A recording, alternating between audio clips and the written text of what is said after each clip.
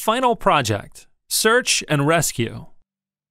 Now that your students have developed an understanding of basic programming techniques, they can begin to develop strategic computational thinking skills by working on more complex problems. The final main activity in the course is the Search and Rescue Challenge. Students must program a robot to contend with 4 different types of obstacles: a fire, a person in need of rescue, a collapsed wall,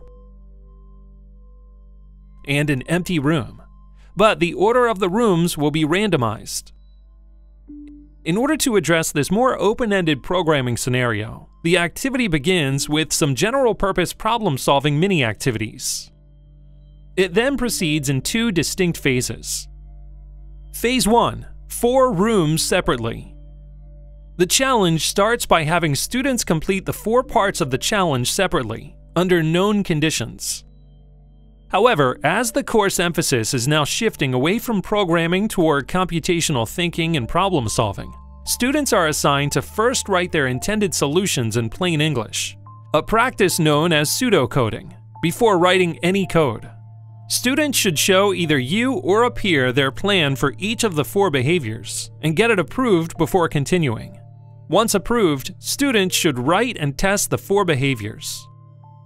Phase 2: Full challenge. The second iteration of the project builds on the first. Students will build upon their individual room behaviors to solve the overall challenge, in which the robot does not know the order it will encounter the 4 rooms. As with the first phase, students must write pseudocode describing how their program will work, making use of the 4 individual room programs they have already written. They will need to get these plans approved, then write, deploy, and test the code until they solve the final challenge. Bonus activities. Finally, the course materials include 2 bonus activities. The first is simple. In order to help students practice their communication skills and articulate the value of what they have learned, the presentation assignment simply asks them to put together a short presentation or demonstration of something they did during the camp that shows what they have learned.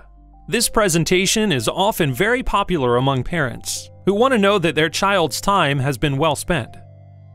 The second bonus activity uses a second level pack for the robot virtual worlds to present another virtual world challenge called Beltway. This level pack will need to be installed on any machines where you plan to use it, so plan accordingly, or have an administrator account on hand to install the software as needed.